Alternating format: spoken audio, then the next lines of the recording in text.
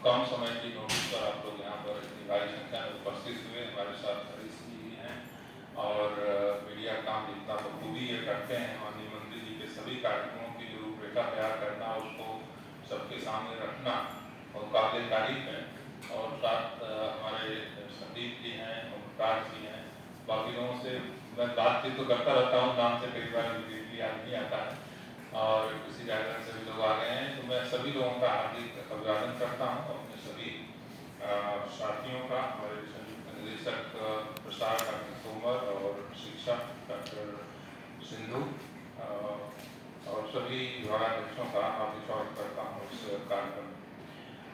जैसा कि आपको पता है, बासमती चावल देश की एक शान है और प्रतिवर्ष बासमती चावल के निर्यात से देश को 30,000 करोड़ रुपए की विदेशी मुद्रा का अर्जन होता है। अब इसमें पूषा संस्थान का बहुत बड़ा योगदान है। इस संस्थान में बासमती के ऊपर शोध कार्य 60 के दशक में डॉक्टर स्वामीनाथन के नेतृत्व में शुरू किया गया था और पहली बासमती की बौनी किस्म, क्योंकि जो परंपरागत बासमती की किस्में थी उनकी सबसे बड़ी समस्या थी कि उनकी ऊंचाई बहुत ज्यादा होती थी, वो गिर जाती थी और पैदावार की 2 से 2.5 टन प्रति हेक्टेयर होती थी, 20 से 25 क्विंटल से ज्यादा नहीं होती थी। तो डॉक्टर स्वामीनाथन का ये सोचना था कि अगर हम बासमती की गुणवत्ता बौनी किस्मों में ले आए तो उत्पादन हम बढ़ाएंगे और कम क्षेत्रफल में ज्यादा बासमती पैदा हो सकता है। और हम ये भी जानते हैं कि बासमती को भौगोलिक रेखांकन, जिसको हम जियोग्राफिकल इंडिकेशन कहते हैं, उसके अंदर संरक्षित किया गया है। इसकी खेती 7 राज्यों में, सिर्फ पंजाब, हरियाणा, जम्मू कश्मीर, हिमाचल और दिल्ली, उत्तर प्रदेश के 27 जिले और उत्तराखंड, इसी क्षेत्र में इसकी खेती की जा सकती है और उससे उत्पादित चावल को बासमती के नाम से बेचा जा सकता है या उपभोक्ताओं को दिया जा सकता है।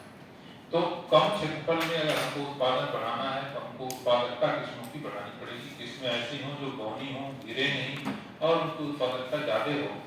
तो इस प्रयास के फलस्वरूप 1989 में पहली बौनी किस्म बासमती की पूषा बासमती A विमोचित हुई और ये किस्म 1990 के दशक में 2000 तक इसने पूरा राज किया, काफी बड़े पैमाने पर लगाई गई। यहाँ तक कि किसानों ने अपने ट्रैक्टर के ट्राली के पीछे कर्जा फाड़ बासमती लिखवा दिया था। इतना इससे आमदनी हुई कि उन लोगों के कर्ज जो थे किसानों के उतर गए, कर्जा फाड़ बासमती। लेकिन जैसे जैसे किसी भी किस्म का रकबा बढ़ता है तो हम एक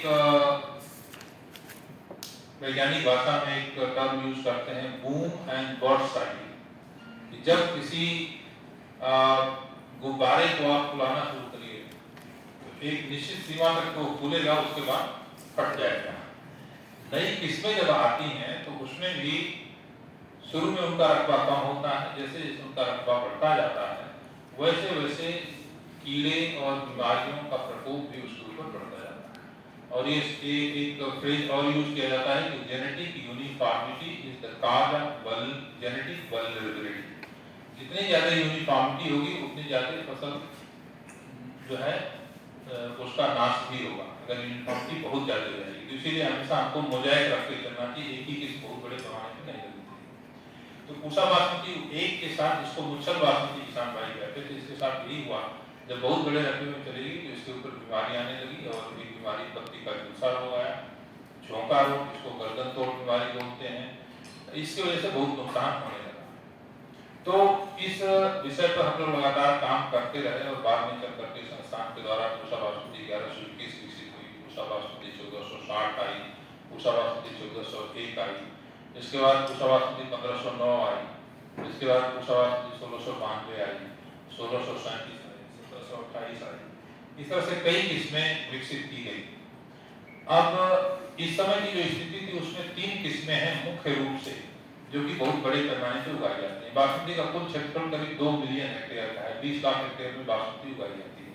और इसमें जो 3 प्रमुख किस्में हैं उसमें पहले नंबर पे पूषा बासमती 1121, दूसरे नंबर पे पूषा बासमती 1509 और तीसरे नंबर पे पूषा बासमती 1401।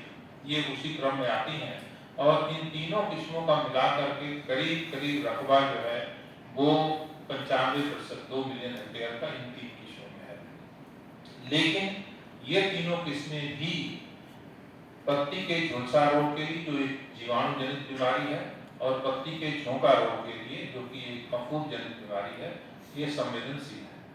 इसके चलते हुआ क्या कि जब इन किस्मों की हम खेती कर रहे हैं, किसान बीमारी से बचाने के लिए दवाओं का छिड़काव करते हैं।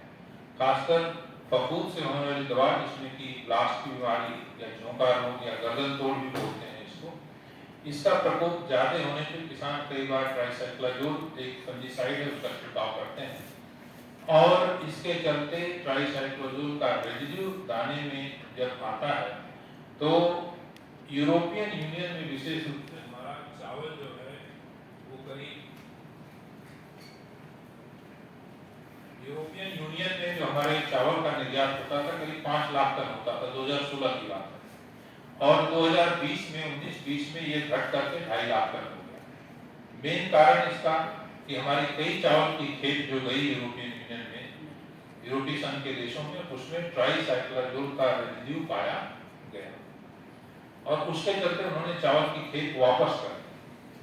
तो ये जो 2.5 लाख टन हमारा नुकसान हुआ है, बहुत बड़ा नुकसान था, और इसका फायदा सीधे पाकिस्तान को मिला, क्योंकि उनके यहाँ से चावल का निर्यात यूरोपीय संघ के देशों में जो है बढ़ा।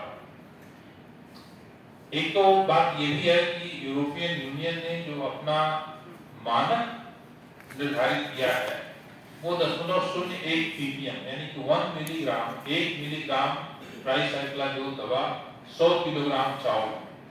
ये इतना कम मात्रा है जिसको इंस्ट्रूमेंट भी पकड़ नहीं पाता।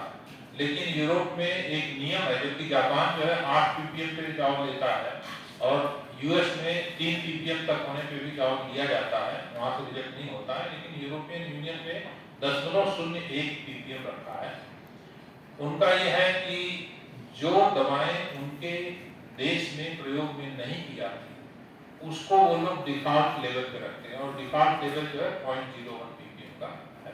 तो वो स्तर जो है प्राप्त करना बड़ा मुश्किल है। अगर दवा का प्रयोग करेंगे तो उतना निकल ही जाएगा। अब इसके लिए सिर्फ एक तरीका बचता है कि अगर हम दवा का छिड़काव ही न करें, दवा का छिड़काव अगर न करें तो नुकसान को कैसे बताएं।